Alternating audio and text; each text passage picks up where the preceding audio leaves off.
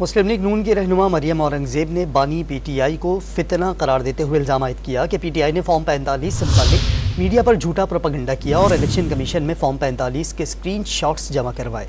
लाहौर में press conference के दौरान मरियम औरंगजेब ने दावा किया कि पीटीआई के फॉर्म 45 पर कोई मोहर नहीं, नून लीग इलेक्शन के हवाले से वाइट पेपर शाया करेगी।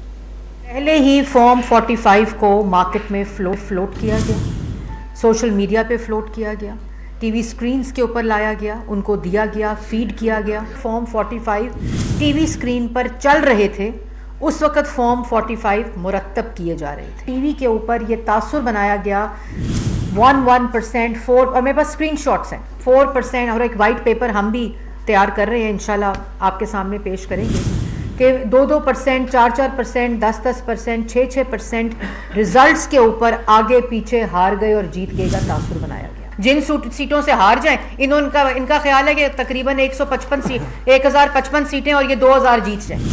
ये मुल्क में अनारकी फैलाना चाहते हैं। फिर वो क्या, अमेरिका इंटरवीन करे। वो अमेरिका ने तो तुम्हारी साजिश करके हुकूमत गिराई थी बकौल आपके। साइफर केस में अभी भी जवाब दे रहे हो। अमेरिका क्या करेगा? और हम गुलाम नहीं है, एब्सोल्युटली नॉट। आज एब्सोल्युटली यस।